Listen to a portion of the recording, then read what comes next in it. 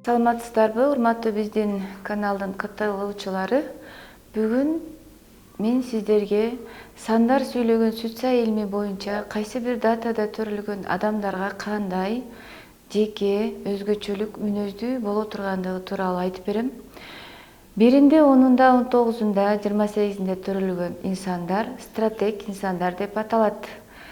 Стратег инсандар кандай болот? Буларга стратегиялык ой жүгүртүү мүнөздүү, алардын алдына кандай гана маселе жаралбасын, өздөрүнүн астына кандай гана максат койбосун, биринчи кезекте ошол максатты канткенде аткарам, кандай учурда бул маселени чечем деп стратегиялык ой жүгүртүп башташат. Булар деген өзүмчүл болушат. Мен айткан, мен айткандай болуш керек деп эсептешет.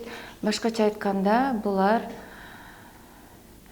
башка адамдардын оюна макул болбостон өзүн гана ойлогон адамдар болушат.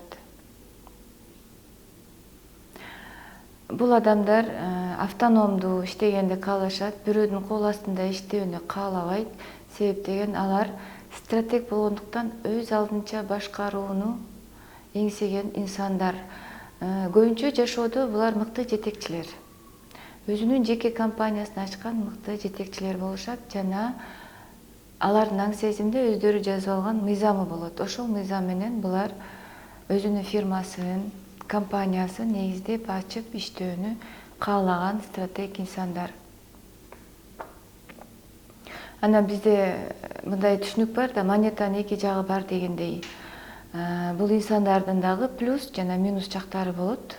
Бул деген алардын жеке өзгөчөлүктөрү. Мен ошо плюс минустар деп айта берейин.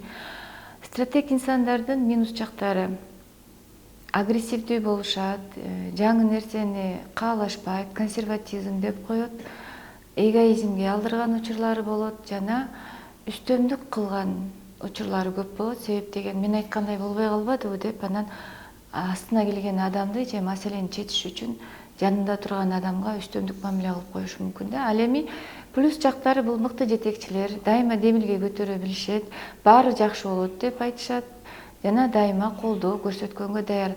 Бул адамдар коомдогу адамдарды өз жана бөтөн деп бөлөт. Өз деген тизмеге кирген адамдарга дайыма кам көрүшөт, жардам беришет. Ал эми бөтөн деген тизмеге кирип калган адамдарды кааласа укпай да коюшу мүмкүн да. Мисалы, стратег инсандар өзүмчүл болот деп атпайлыкпы? Бул жаман эмес, жакшы эмес, бул адамдын жеке касиети. Эгерде стратег инсан өзүмчүл болбогондо ал кантип компаниясын башкарат эле? Элдин баарын угуп жүрө бермек да, андайча туура. Ошон үчүн бул деген сандын башында турган биринчи сан, ал деген стратегиялык ой жүгүртүп, дайыма алдыны көздөй чуркаган адам да. Ошон үчүн булар мыкты жетекчилер. Андан кийин 2, 11, 20, 29 деген сандарда туулган адамдар дипломат, кыргыздын тили менен айтканда элчилер болушат. Бул адамдардын акылы бүтүндөй денесинде болот. Башкача айтканда, буларда эмпатиялык ой жүгүртүү күчтүү. Булар адамдарды, жагдайларды, кырдаалдарды түшүнгүсү келе берет. Булар биринчи кезекте мамилени биринчи орунга коюшат. Дайыма адамдар менен баарлашып мамиле түзгөндү каалайт. Булар туаса психологдор болот, дипломаттар болот. Абдан бир ишти аткарса да анын майын чыгарып аткарышат, жоопкерчиликтүү адамдар. Анан тири карак адамдар болушат. Аябай кандай ситуация болбосун ошону ичинен түшүнгөн, убагында ыңгайлашкан, анан кийин кандай гана жагдай мамиле болбосун ошону ичинен түшүнгөн, реалдуу турмушту көргөн адамдар болот. Бул адамдардын плюс жактары: принципиалдуу. Бул адамдардын плюс жактары: мыкты аткаруучулар, дипломаттар жана түшүнүүгө умтулган адамдар. Ал эми минус жактары: күмөн саноо, депрессияга батпап түшүү, анан эки ойлонуу. Башкача айтканда, бир чечим кабыл алса, ошону туура кабыл алдымбы, туура кабыл алган жокмун деп өзүнө өзү күмөн санап, ойлонуп, ойго батып кетишет да. Бул бара-бара адамды депрессияга алып келиши мүмкүн. Анан булар деген коомдогу адамдарды кандай бөлөт? Мени түшүнөт, мени түшүнбөйт. Мен аларды түшүнөм, алар мени түшүнбөйт деп өздөрүнүн аң сезимде адамдарды ошентип бөлүп коюшат. Кийинки инсандар 3-ндө, 12-синде, 21-inde жана 30-unda төрөлгөн инсандар аналитик деп аталат. Булар деген төрөлгөндө эле акылдуу болуп төрөлүшөт, дайыма билим алышат. Буларды билим казынасы деп айтсак болот. Обычно бул адатта бул сандарда төрөлгөн адамдар 2-3төн диплом алышат. Эмне үчүн булар билим алгылар келет? Себеп деген алган билимдери кайра буларга анализ жүргүзүүгө жардам берет. Бул инсандарды биз аналитик инсандар дейбиз. Алар дайыма анализ жүргүзүүнү каалашат. Анализ жүргүзүү аркылуу бул жашоодо өзүнүн максатын табышат. Дайыма билимге сугарылган адамдар көп билим алышат. Көп билим алуу буларга анализ жүргүзүүгө мүмкүнчүлүк берет. Булар деген атайын инструкция менен жашаган адамдар, бардык нерсени адилет башкарыш керек. Үй бүлөдө булар мыкты ата, мыкты эне болушат. Анан булар деген адамдарды коомдо акылдуу эмес, авторитеттүү эмес деп бөлүшөт. Булар кандай гана маселе болбосун мен билем деп жооп берет. Себеп деген буларда билим көп. Анан булардын минус жактары өтө эле принципиалдуу болуп калышат. Кээде жалкоо, кээде катуу, кескин чечим кабыл алышат, башка бирөөнү укпайт. Мен билем деп кечке бой көтөрүп сүйлөп калышат, башка бирөөнүн көз карашын, пикирин кабыл албай коюшу мүмкүн. Ал эми плюс жактары максатка умтулган, билим казынасына анализ жүргүзгөн, анан мен билем деп билген билимин башка бирөөгө үйрөткөн плюс жактары бар. Булар негизи мыкты педагогдор болушат, мыкты насаатчылар болушат. Себеп деген Алла Таалам буларга атайын насаатчы болуш үчүн анализ жүргүзө турган аналитикалык ой жүгүртүү жөндөмүн берген. Кийинки инсанды биз новатор деп айтабыз. Алар 4-үндө, 13-үндө, 22-синде, 31-инде төрөлгөн инсандар. Бул инсандар дайыма алдына максат коюп жашайт. Эртең менен турганда эле бүгүн кайсы иштерди аткарам? Бул иштерди аткарам деп бир күндө алдына 20 чакты максатты коюп коюшу мүмкүн. Себеп деген буларда креативдүү ой жүгүртүү катуу өнүккөн. Эмне үчүн креативдүү? Себеп деген булардын аң сезими биздикине караганда жогору. Алар көпчүлүк адамдарга караганда бир нерсенин ар жагын көрө алат. Кандайдыр бир маселеден чыгыш үчүн ошонун жолдорун билет. Себеп деген буларда 100% интуиция иштейт. Булар деген жашоого чындык үчүн, күрөшүш үчүн келген адамдар. Булар жашоосунда революционер болушат. Буларда идея абдан көп, максат абдан көп. Бир күн кечке ошол алдына койгон максатты ишке ашырам деп атып, күндүн акырында ошол максаттарды аткардым деп өздөрүнүн аң сезимде атайын галочка коюшат. Эгерде ал галочка коюлбай калса, бир күнгө коюлган максаты ишке ашпай калса, укташпайт. Анан адамдарды чынчыл эмес деп бөлөт. Эгерде жанына келген адам калп сүйлөп койсо, ал адам менен мамиле түзгүсү келбейт. Себеп деген булар дайыма чындыкты издеген адамдар. Кандай гана маселе болбосун, кандай гана оор жагдай болбосун, булар кыска, тез арада туура чыгып кетүү жолдорун тапкан адамдар. Алдына көп максат кое алышат. Эмне үчүн? Себеп деген буларда креативдүү ой жүгүртүү катуу өнүккөн. Ошол креативдүү ой буларга кантип максатка жетүү керектигин берет, жетүү жөндөмүн берет. Буларда башка адамдарга караганда, көпчүлүк адамдарга караганда боло турган нерсени жана биздин аң сезимдин ары жагында жаткан маселени көрө алышат. Себеп деген аларда 100% интуиция иштейт. Жаңы максаттарга жетүү үчүн аларга Алла Тааладан туаса берилген креативдүү ой жүгүртүү жардамга келет. Булар деген жаңычыл, жаңы нерсени издеген, жаңылык киргизген, жаңычыл же болбосо новатор адамдар. Мисалы, революционер деп да айтсак болот. Революционерлер булар кимдер? Жаңы нерсени издеген адамдар. Көрдүңүздөрбү? Анан бул адамдар жашоосунда дайыма чындыкты издешет, чынчыл адамдарды издешет. Бардык адамдарга бирдей мүмкүнчүлүк бериш керек. Эгерде бардык адамдарга бирдей мүмкүнчүлүк бербесек, жашоодо чындык жок деп эсептешет. Эми бул адамдардын плюс жактары: четтөө, алыстоо, шалдыроо, эч нерсеге көңүлү келбей жатып калуу, кылган ишинен канагат албоо минус жактарына кирсе, ал эми бунун плюс жактары креативдүү, ой жүгүртүү, трансформатор болушат, новатор болушат. Булар адамдарды чынчыл эмес деп өзүнүн аң сезимде бөлүп коюшат. Кийинки инсан бул бизнес логиканын адамдары. Алар 5-inde, 14-ünde, 23-ünde төрөлүшөт. Буларда логикалык ой жүгүртүү мыкты өнүккөн. Башкача айтканда, логика бул эмне? Кыска жолду, туура жолду табуу. Башкача айтканда, кезеги менен туура ой жүгүртүү буларга мүнөздүү өзгөчөлүк. Булар көбүнчө ишкерлер болушат, дайыма бир мыкты сатуучулар болушат. Кандай гана иш болбосун, логика туура келбесе, алардын аң сезиминде түшүнбөстүк болот, макул эместик болот, ичинен күрөшө баштайт. Буларда дайыма ийгилик коштоп жүрөт, бирок 36 жашка чейин, 36 жаштан кийин бул инсандарга келген ийгиликтин жолу азайышы мүмкүн. Себеп деген буларга таасир берген планета Меркурий планетасы. Меркурий планетасы 36 жаштан кийин өзүнүн дарбазасын жабат. Ошон үчүн бул инсандарга биз көбүнчө 36 жашка чейин бизнестин структурасын куруп алууну сунуштайбыз. Бул инсандар бул дүйнөгө көбөйтүү үчүн, масштаб кеңейтүү үчүн келишкен. Дайыма жаңы бизнес идеяларды каалашат. Көп идея келет. Эмне болсо дагы товарды сата алышат. Булардын минустары туруктуу эмес, кээде бейкапар, эти бар албоо болушу мүмкүн. Айрым учурда кандай десек, акылдан кетүү, өтө эле жинденген учурлары болот булардын.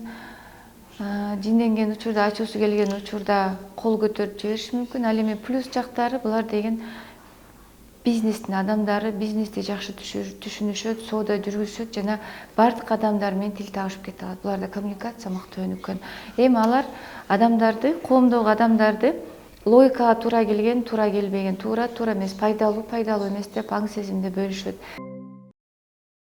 Кийинки инсан бул жаратман, башкача айтканда, жамааттык маданиятты түзгөн инсандар. Булар 6-15, 24 сандарында төрөлгөн адамдар. Булар деген өзү үчүн комфорт издеген адамдар, өзү үчүн ыңгайлуулук жараткан адамдар.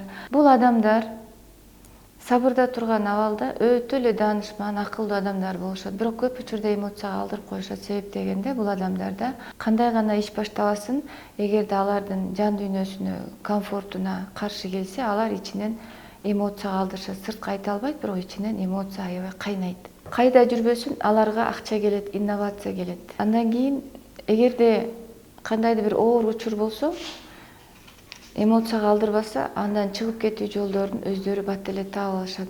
Бул адамдарда чыгармачылык ой жүгүртүү күчтүү өнүккөн. Эгерде коомдо байкай турган болсок, ушул сандарда төрөлгөн адамдардын көбү чыгармачыл болушат. Же ырдаган, бийлеген, же болбосо өзүнүн чыгармасын жазган адамдар болушат. Булар деген өзүнө комфорт каалаган, өзүнү сүйгөн, өзүн жакшы көргөн адамдар болушат. Ал эми эмгек жамаат ичинде, коллектив ичинде сөзсүз түрдө башкаларга комфорт жараткан, жылуу мамилени сүйгөн адамдар болушат. Булар адамдарды кантип бөлүшөт? Комфорттуу адам, ыңгайлуу эмес адам, жакшы мамилени жакшы көргөн, түшүнгөн адам, түшүнбөгөн адам деп бөлөт. Кийинки инсаныбыз ишке ашыргыч, же болбосо технолог, же болбосо инноватор деп аталат. Ал 7-16, 25 сандарда туулган адамдар. Алар дайыма кылган ишине мактоону каалашат. Булар деген бир ишти баштаганда кандай гана идея, максат койбосун, ошону тез ишке ашырганга умтулушат. Ар бир кылган ишинен мактоо алгысы келет. Себеп деген булардын башында дайыма жылдыз жанып турат. Булар төрөлгөндө эле мен жылдызмын деп төрөлүшөт. Булар мыкты трансформатор боло алышат, эгерде өздөрүнүн табиятын туура түшүнсө. Буларда интуиция кыйын иштейт. Себеп деген булар биринчи чакрада төрөлгөн адамдар болушат. Мындай адамдарга маалымат аябай көп келет. Маалымат агымы токтобой келе берет.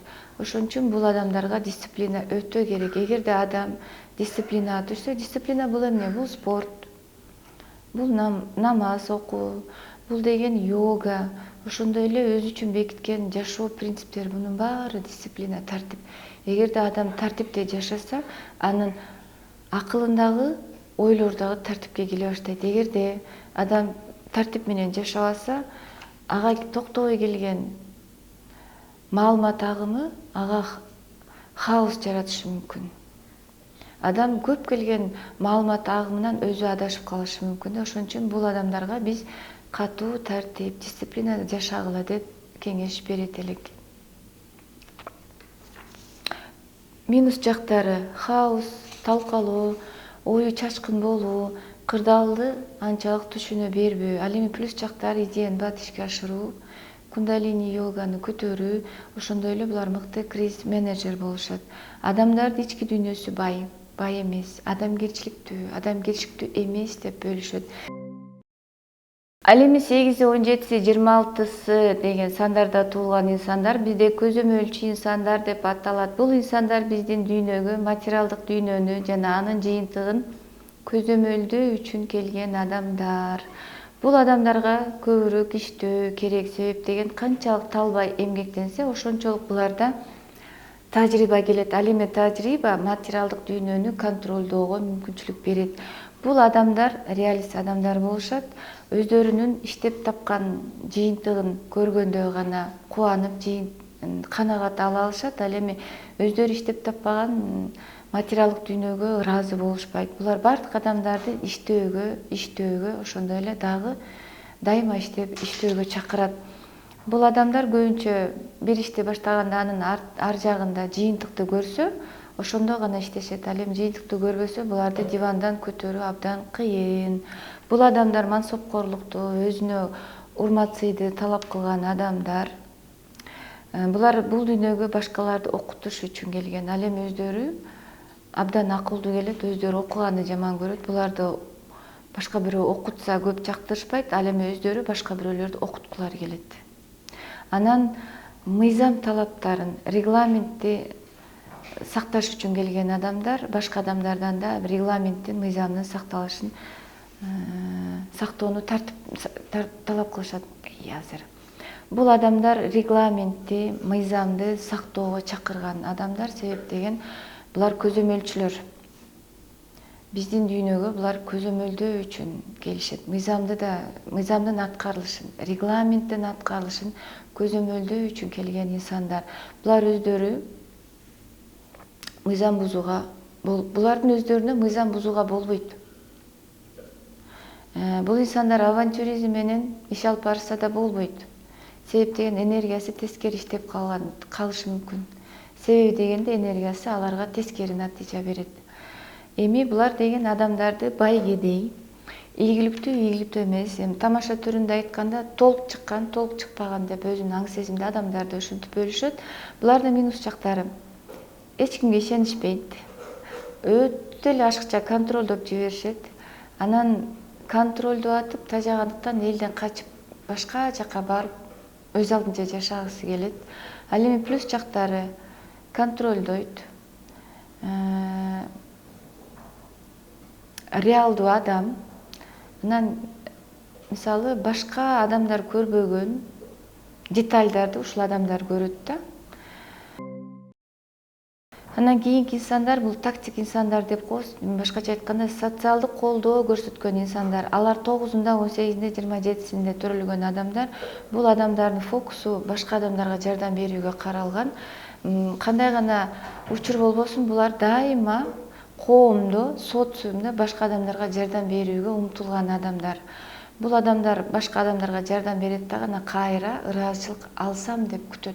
Көп учурда адамдардан ыраазычылык албай калганда өздөрүн жаман сезишет да. Анан кийин көп учурда эмоциялык жактан булар жабыркашат. Себеп деген булар эмоцияда төрөлгөн адамдар болушат. Буларда тактикалык ой жүгүртүү кыйын өрчүгөн. Булардын күчтүү тарабы тактикалык ой жүгүртүү. Бул эмне деген билдирет?